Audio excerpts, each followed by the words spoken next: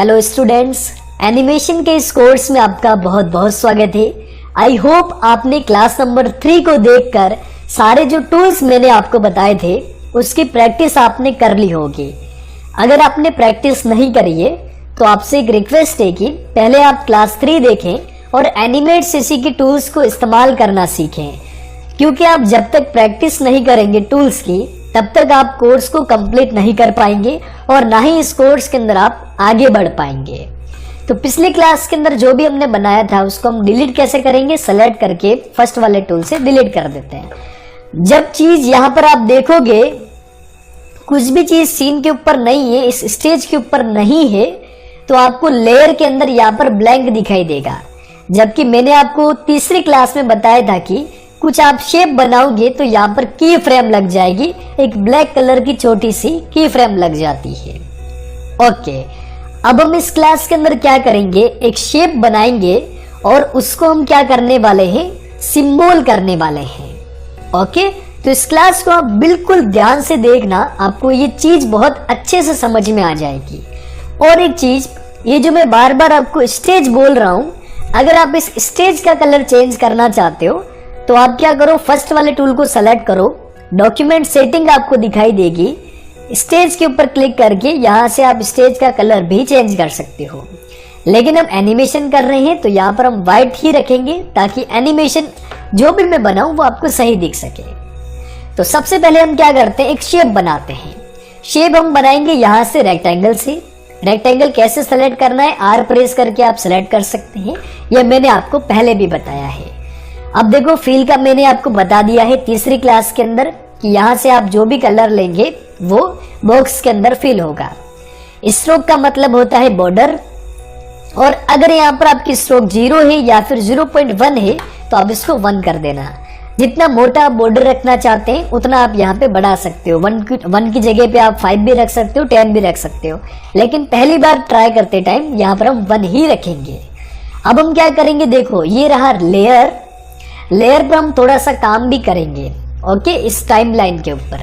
अब देखो मेरा जो यहाँ पर माउस सेलेक्ट है वो है फर्स्ट वाले पर। यहाँ पे फर्स्ट पे आप क्लिक करना, देखो ऐसे फर्स्ट पे इस की फ्रेम के ऊपर क्लिक करना। फिलहाल ये खाली है, ब्लैंक है, तो ब्लैंक फ्रेम के ऊपर आप क्लिक करना। यहाँ पर आप रेक्टेंगल को सेलेक्ट करना, ये मैंने रेक्टेंगल सेलेक्ट कर लिया। और माउस का लेफ्ट बटन देखो, देखो अभी ये है ना फ्री है बिल्कुल, ऐसा प्लस का निशान आ रहा है। मैं माउस का लेफ्ट बटन प्रेस करते हुए इसको ऐसे नीचे की तरफ खींचूंगा तो एक शेप बन जाएगा। अब इस शेप को मुझे वापस सेलेक्ट करना है ना। अगर मैंने अभी इसके ऊपर 2 बार क्लिक कर दिया ना, एक बार मैंने और क्लिक कर दिया, ऐसे मैंने क्लिक कर दिया तो एक और शेप बन जाएगा। अगर आप इसको सेलेक्ट करना चाह रहे हैं तो सबसे पहले फर्स्ट वाले टूल को आप सेलेक्ट करोगे, सिलेक्शन टूल को, तभी ये जो आपने बॉक्स बनाए हैं वो ऐसे सेलेक्ट होंगे।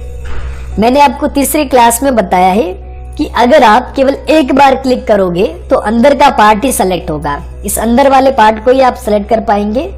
और अगर आप जैसे अगर कुछ मिस्टेक करिए तो आप कंट्रोल Z करके पहले जैसा कर सकते हैं। हाँ, अब जैसे यहाँ पर आप शेप और स्ट्रोक दोनों को सेलेक्ट करना चाह रहे हैं तो 2 बार फास्ट क्लिक करो, आपका ये जो पूरा शेप है वो सेलेक्ट हो जाएगा, ठीक है। और मैंने आपको बताया कि कुछ आप अगर शेप बनाओगे इस स्टेज के ऊपर, है ना, इस वाइट पार्ट के ऊपर, तो ऐसी एक ब्लैक कलर की फ्रेम लग जाएगी, ठीक है। तो यहाँ पर मैंने शेप बनाना आपको बता दिया है। अब हम करते हैं इसको सिंबल। सिंबल क्या होता है, एनिमेशन के अंदर काफी ज्यादा जरूरी है। जब भी आप किसी भी शेप, किसी भी ऑब्जेक्ट के ऊपर एनिमेशन करवाओगे तो सबसे पहले आपको सिंबल ही करना पड़ेगा, ठीक है। जब आप कोई शेप बनाते हो तो आप आगे जाकर शेप ट्विन इस्तेमाल कर सकते हो, लेकिन हम यहाँ पर कैरेक्टर एनिमेशन करेंगे तो यहाँ पर आपको स्टोरी बनाने के लिए भी सिंबल करना पड़ेगा।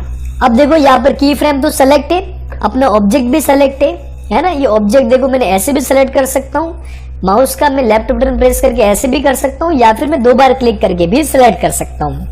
अब मुझे सिंबल करना है तो मैं शेप के ऊपर राइट क्लिक करूंगा, यहाँ पर एक ऑप्शन आता है कन्वर्ट टू सिंबल, इसके ऊपर मैं क्लिक करूंगा।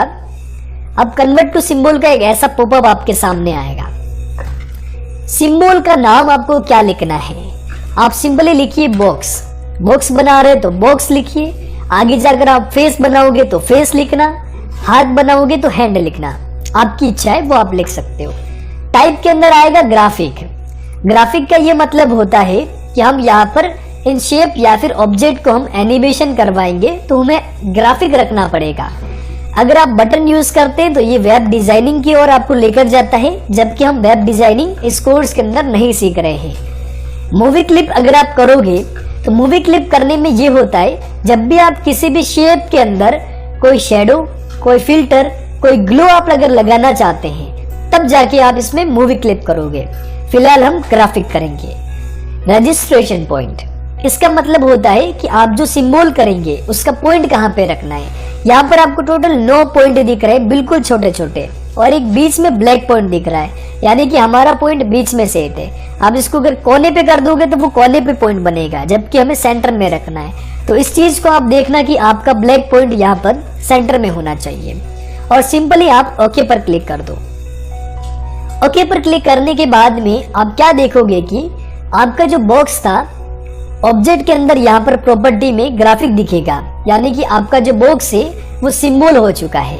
कैसे पता चलेगा? मान लो आपने कुछ भी चीज सेलेक्ट नहीं कर रखी है, केवल पहला टूल आपने सेलेक्ट किया और बॉक्स के ऊपर क्लिक कर दो। एक बार क्लिक करते आपका शेप पूरा सेलेक्ट हो जाएगा। आपको मतलब 2 बार क्लिक नहीं करना पड़ता है शेप को और स्ट्रोक को सेलेक्ट करने के लिए, मतलब कि फिल और स्ट्रोक को सेलेक्ट करने के लिए 2 बार भी क्लिक नहीं करना पड़ता है। एक ही बार में आपका ये जो ऑब्जेक्ट है वो सेलेक्ट हो जाता है। और सिंबल हुआ है या फिर नहीं हुआ है तो आप किसी भी शेप के ऊपर क्लिक करो, इस तरफ आपको प्रॉपर्टी में ऑब्जेक्ट के अंदर ग्राफिक दिखेगा। मूवी क्लिप क्या है तो मूवी क्लिप दिखेगा। और अगर आपने किसी शेप को अगर सिंबल नहीं किया है और आपने उसके ऊपर क्लिक किया तो यहाँ पर आपको ऐसा ऑब्जेक्ट के अंदर शेप दिखेगा, मतलब कि ये सिंबल नहीं है। तो यहाँ पर हमारा एक ऑब्जेक्ट सिंबल है और एक अनसिंबल है। ओके, तो इस दूसरे वाले को हम डिलीट करते हैं। ये मैंने डिलीट कर दिया। इस क्लास के अंदर हमने कितना सीखा है? यहाँ पर हमने जाना है शेप के बारे में, यानी कि हमें शेप कैसे बनाना है और कैसे हम उसको सिंबल कर सकते हैं। क्लास काफी छोटी है और काफी बेसिक है, तो इसको आप एक बार प्रैक्टिस करके ट्राई कर लेना।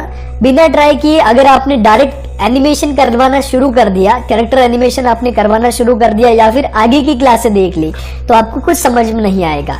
और ऐसे में हमारी सपोर्ट टीम भी आपकी हेल्प नहीं कर पाएगी, क्योंकि सपोर्ट टीम तभी हेल्प करेगी जब आप कोर्स लेने के बाद में स्टेप बाय स्टेप सीखते हैं। तो ओके, तो आज की क्लास नंबर 4 में हमने रेक्टेंगल बनाना और सिंबल करना सीख लिया। नेक्स्ट क्लास के अंदर हम क्या करेंगे, इसी सिंबल का हम एनिमेशन करेंगे। Okay, thank you so much students.